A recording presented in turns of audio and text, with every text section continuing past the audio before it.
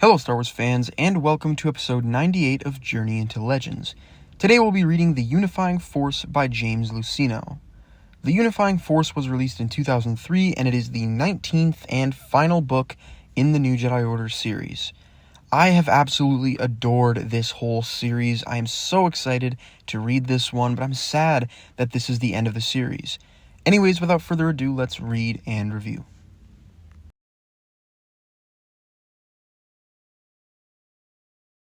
Alright, we have a lot to talk about with this book, so let's just start at the very beginning.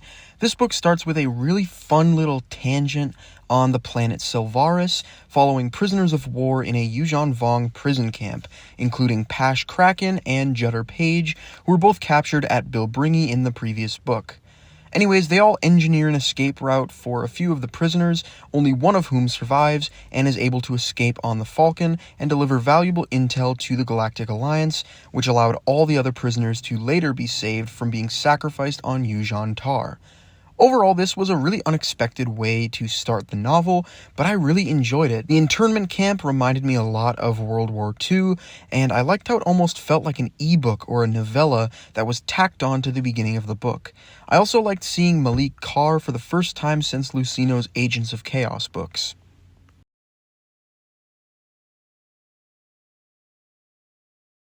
Another plotline early on in this book involves two missions to the planet Kalula. The first was pretty short and just involved Han and Leia being followed by the Vong, who then attacked the orbital station. However, this first mission is notable for featuring Boba Fett and the Mandalorians, who helped defend the station against the Vong. There wasn't really any need for this, and it didn't really amount to anything overall. It was mostly just fan service, but I really loved it. I love Boba Fett, I love Mandalorians, and it was just great to see them pop up and fight the Vong. Anyways, the second mission to Kalula was a lot more important, and it was part of a larger operation to protect Mon Calamari from the Vong. Basically, Han, Leia, Paige, Kip, and a few others were sent to destroy a Yamask on the planet. However, the Galactic Alliance had an ulterior motive, which was to use the planet as a testing ground for Alpha Red, the bioweapon created in Destiny's Way.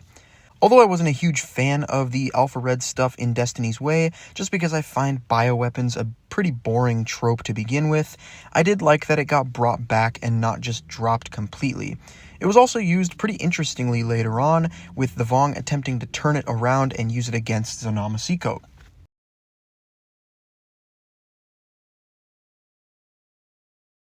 One plotline that I've really enjoyed during the past few books is Nomanor's time as Yusha, prophet of the Shamed Ones and the herald of this growing heresy among the lower classes of the Yuuzhan Vong. Although he's now been accepted into higher Vong society, it was really great to see him struggle to balance these two personas and try to find a way to come out on top. His work as the prophet has led to an uprising from the Shamed Ones, and there's a fantastic moment where Nomanor is forced to choose sides, and he decides to fight on the side of the heretics and even the Jedi, which was a really interesting twist of fate. But despite this, Nomanor never really strays from who he is. Betrayal, deceit, and self-preservation are at his core, which makes him a very unpredictable, entertaining, and at times a very dislikable character. Of course, this book ends up killing off Nomanor in a very great scene. Even when the war is decided, Nomanor is too stubborn to change his ways and would rather die than live in a galaxy ruled by the Jedi and the Galactic Alliance, so he remains on Shimra's dying citadel, which explodes over Coruscant. A very fitting end to his character, but it still sucks to see him go nonetheless. He was such an entertaining character with a fantastic arc, and his dynamic with the heroes was so great. I would have loved to see where his story would have gone after the war was over. They did leave his death a bit open-ended. We didn't see him die, so perhaps logically he could have survived somehow, but alas, this is the last we ever saw of Nomanor.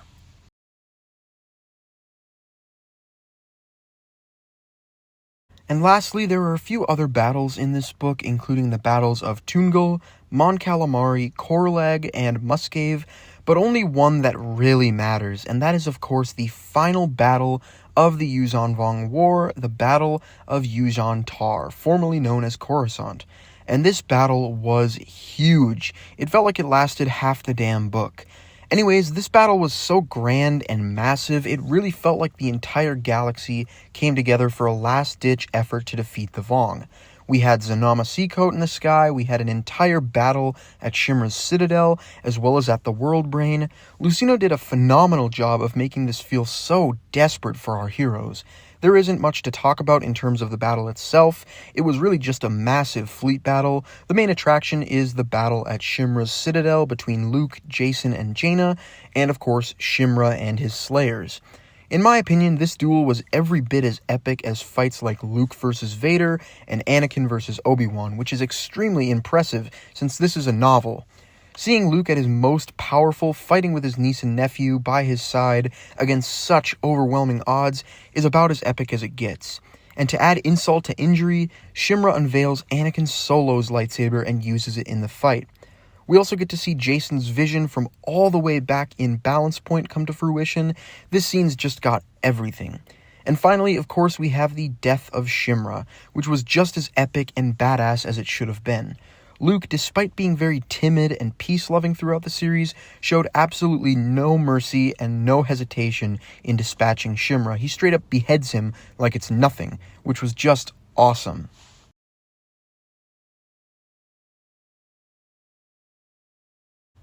However, although it was the death of Shimra that ultimately sealed the fate of the Yuuzhan Vong as a whole and led to the end of the war, we end up learning that Shimra was merely a puppet, figuratively and literally, as he had been controlled this whole time by none other than his own jester, Onimi. Since his introduction, Onimi has always been a wild card, whose involvement with everything has been a mystery. From his introduction as K-Quad to his weird interactions with Anor, I've always been suspicious of Onimi, but I never expected him to be the mastermind behind everything. We learn that Onimi is actually Force-sensitive and has been using his powers to control Shimra since long before the invasion, and was even instrumental in Shimra's ascension to the throne.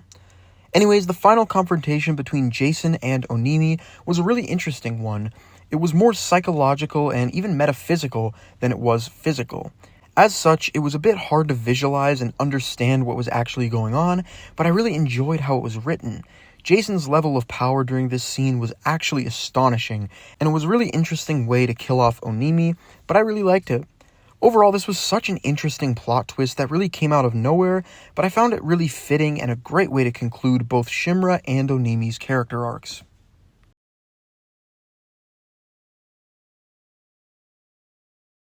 Along with the revelations about Onimi, we also learn the truth about Zanama Seacoat, that it is actually a seed of the original Yuuzhan'tar, the Yuuzhan Vong home world. I found the whole relationship between the Vong, Zanama Seacoat, and Coruscant really interesting, with the Yuuzhan Vong trying to remake Coruscant into their image of Yuuzhan'tar, but eventually learning that Zanama Seacoat, a planet they feared and hated, was actually from their galaxy and was the offspring of Yuuzhan'tar. I also really loved that the Yuuzhan Vong end up colonizing Zanama Seacoat. I think that's a very fitting fate for both the planet and the Vong. We also learn the truth behind the Vong's apparent emptiness in the Force. It's actually revealed that they've been cut off from the Force by their homeworld because of their destructive conquering and reverence of pain and death, which I found really cool. A lot of people claim that the Yuuzhan Vong being quote-unquote outside the Force is contradictory, which is a complete misunderstanding. A species that is so anti-life and destructive being cut off from the Force is very consistent with the rest of Star Wars. The Vong are basically a walking Force wound. Anyways, overall this book did a great job of tying up all those loose ends and wrapping up the fate of the Yuuzhan Vong in a satisfying way.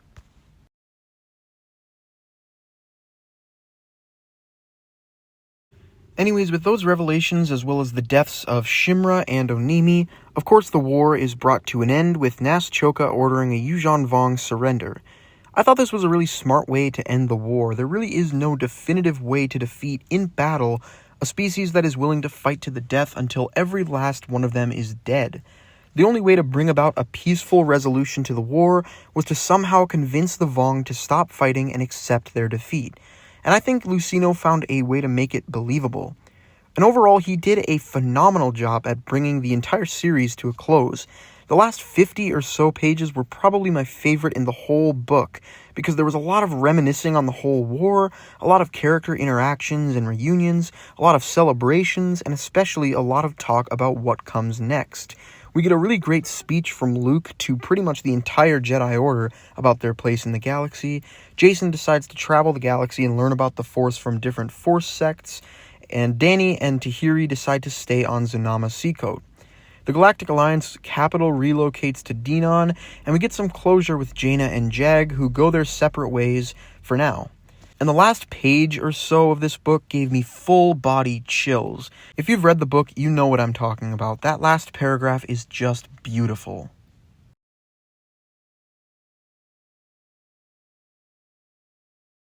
So overall, this book was such a phenomenal conclusion to the series as a whole.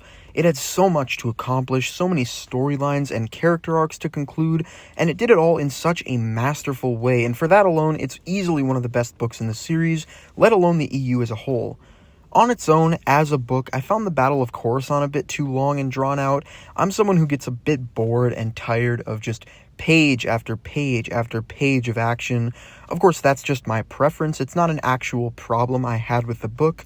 Unlike Star by Star, which had really hard to follow and poorly written action sequences, this book actually did its action really well, but 100 or more pages of action can still be a bit exhausting. But nonetheless, I absolutely loved the book.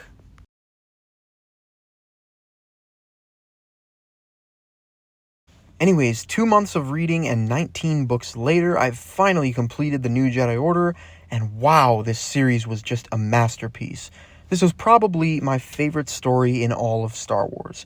That includes the original and prequel trilogies, that includes the games, that includes the Republic comics. This was just phenomenal from beginning to end. The storytelling here was top-notch, the plot was so well written, the character arcs were so satisfying and consistent, the continuity between books and with the Bantam era and other stories was masterfully handled, so many loose ends were tied up, so many familiar faces popped up, so many planets and ideas from the old novels came back. This really felt like the finale to everything that has come before. Of course, I've heard plenty of good things and bad things about the books that follow these, but I really don't care how I eventually feel about those. Nothing can ever tarnish my opinion of this series. This was just fantastic. Alright, next we have Star Wars Tales issue 23, which has 3 stories. Beginning with Shadows and Light, which is, I believe, our first Old Republic era story from Tales.